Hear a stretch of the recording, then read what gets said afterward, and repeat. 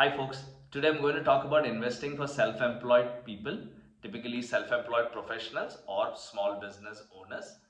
Being a self-employed person myself, I think I can give a few pointers in this direction and you can see whether it is suitable for you. Like any other investor, the first step is to make sure that you have your health insurance in place for any medical emergencies and an emergency corpus in place for any non-medical emergency. An emergency corpus can typically be an equivalent of at least 6 months of expenses going up to 1 year or 2 years as well.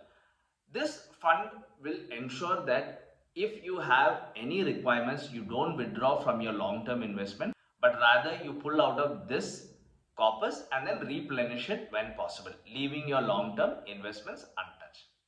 Now, many self-employed people get large amounts as payments and then they're not sure what to do with this amount, whether they should hold it, where should they hold it, or should they invest it.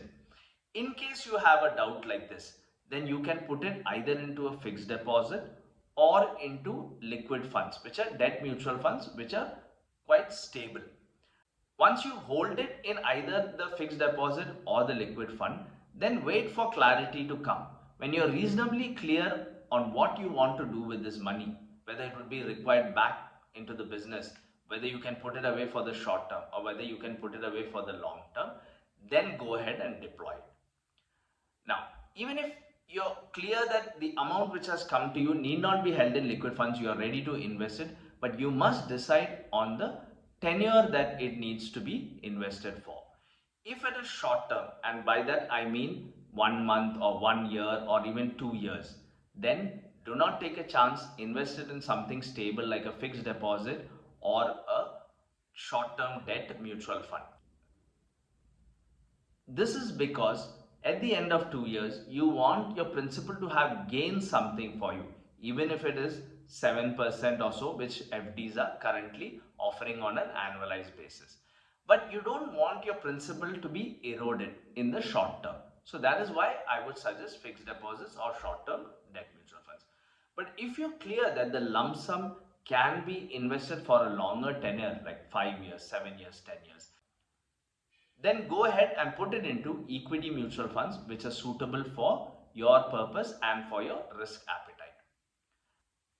One strategy which I see many self-employed people avoiding is starting an SIP, that is a monthly installment on a fixed date. This is because they may not be sure of the amounts that they are going to get and therefore they can invest on that date. But in mutual funds, there is a long learning curve. Typically, when you see an up cycle and a down cycle, that's when you realize how markets work. And SIPs or lump sums are strategies for deployment. So to understand this also takes time. So if you can think of a small amount even that you can commit to investing on a certain day of every month, then automate your SIP. Make sure that the investment goes on that day. Once you're comfortable, you can increase this amount as much as possible. The last point I'd like to leave you with is to talk to your peers, talk to your industry group, etc. They may already know of strategies which have worked for them, which then you can adopt easily. They may know financial advisors who have worked out strategies for them and that has been useful for them.